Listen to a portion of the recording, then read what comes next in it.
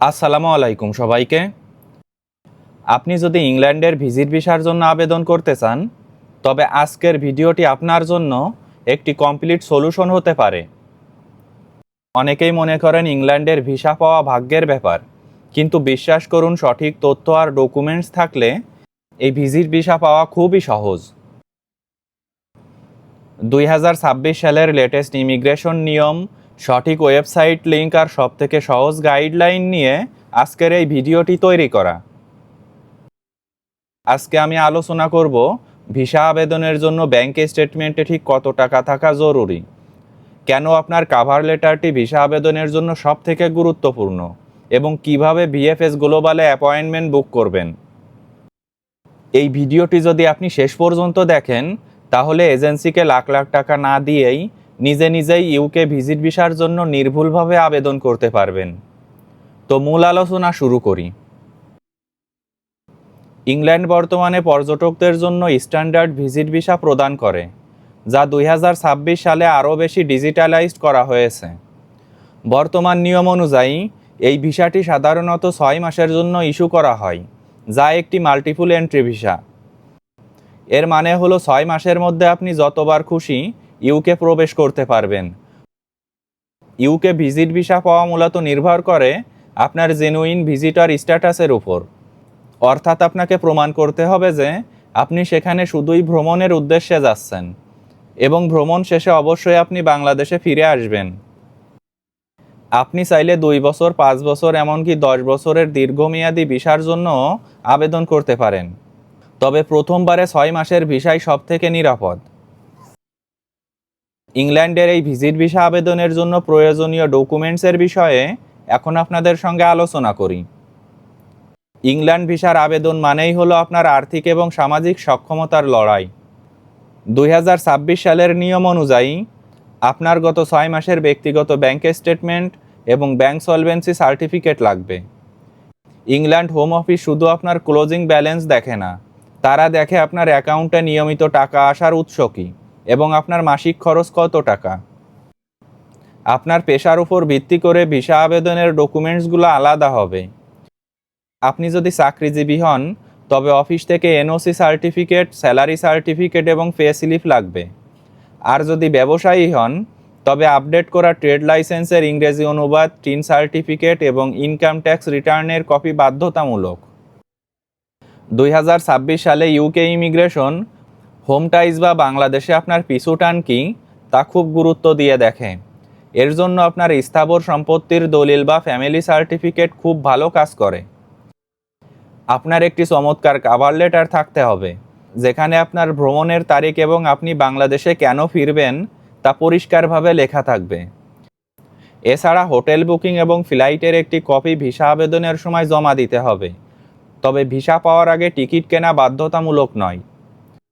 আপনার সকল ডকুমেন্ট যদি বাংলায় থাকে, তবে সেগুলো অবশ্যই সার্টিফাইড অনুবাদক দিয়ে ইংরেজিতে অনুবাদ এবং নোটারাইজ করিয়ে নিতে হবে। 2026 সালে অনেকের ভিসা রিজেক্ট হচ্ছে শুধুমাত্র অস্পষ্ট বা ভুল ডকুমেন্টস আপলোড করার কারণে। মনে রাখবেন, ইউকে অ্যাম্বাসি ভিজিট ভিসার জন্য কোনো ইন্টারভিউ নেই না, আর এই কাগজগুলোই আপনার হয়ে কথা বলবে এবং আপনার ভাগ্য নির্ধারণ করবে। কিভাবে আপনারা অনলাইনে খুব সহজেই ইংল্যান্ডের এই ভিজিট ভিসার জন্য আবেদন করবেন, এখন সেই বিষয়ে আলোচনা করি। ইংল্যান্ডের ভিজিট ভিসার পুরো প্রক্রিয়াটি শুরু হয় ব্রিটিশ সরকারের অফিসিয়াল ওয়েবসাইট gov.uk থেকে। 2026 সালে এই পোর্টালটি অনেক বেশি ইউজার ফ্রেন্ডলি করা হয়েছে। আপনাকে প্রথমে একটি অ্যাকাউন্ট খুলতে হবে এবং standard visitor visa category select করতে হবে। ফর্মে আপনার ব্যক্তিগত তথ্য, পারিবারিক তথ্য, ট্রাভেল হিস্ট্রি এবং আপনার ভ্রমণের বাজেটের হিসাব অত্যন্ত নিখুঁতভাবে পূরণ করতে হবে। মনে রাখবেন, ফর্মে আপনি যা খরচের কথা লিখবেন তার সাথে যেন আপনার ব্যাংক ব্যালেন্সের মিল থাকে। ফর্ম পূরণ শেষ হলে আপনাকে অনলাইনে ভিসা ফি পেমেন্ট করতে হবে। পেমেন্ট করার পর আপনাকে ভিএফএস গ্লোবালের ওয়েবসাইটে রিডাইরেক্ট করা হবে, যেখানে আপনি আপনার বায়োমেট্রিক এবং পাসপোর্ট জমার জন্য অ্যাপয়েন্টমেন্ট বুক করবেন। বর্তমানে ইংল্যান্ডের ভিসার জন্য আপনাকে কোনো ফিজিক্যাল ডকুমেন্ট সাথে নিয়ে যেতে হবে না, বরং সব ডকুমেন্টস অনলাইনে আগে থেকেই আপলোড করতে হবে। অনলাইনে ডকুমেন্টস আপলোড করার সময় প্রতিটি ফাইল যেন 2 মেগাবাইটের নিচে হয় এবং সেগুলো পরিষ্কার রঙিন স্ক্যান কপি হয়। অ্যাপয়েন্টমেন্টের দিন আপনার অরিজিনাল পাসপোর্ট এবং কনফার্মেশন স্লিপ সাথে রাখা বাধ্যতামূলক। অনলাইনে আবেদন করার সময় সঠিক তথ্য প্রদান করাই হলো ইউকে ভিসা পাওয়ার মূল চাবিকাঠি। আপনার আবেদন জমা দেওয়ার পর আপনি একটি GWF রেফারেন্স নম্বর পাবেন, যা দিয়ে আপনি আপনার ফাইলের অবস্থা চেক করতে পারবেন। ভিসা ফি এবং প্রসেসিং টাইমের বিষয়ে এখন আপনাদের সঙ্গে আলোচনা করি। ইংল্যান্ডের ভিজিট ভিসা ফি বর্তমানে কিছুটা আপডেট করা হয়েছে, যা সরাসরি বাংলাদেশি টাকায় পেমেন্ট করা যায়। বর্তমানে 6 মাসের স্ট্যান্ডার্ড ভিজিটর ভিসার ফি হল 21,828 টাকা। তবে মনে রাখবেন, পাউন্ডের রেট অনুযায়ী এটি প্রতিদিন সামান্য কম বেশি হতে পারে। আপনি যদি 2 বছর বা 5 বছর মেয়াদের ভিসার জন্য আবেদন করেন, তবে খরচ অনেক বেশি পড়বে।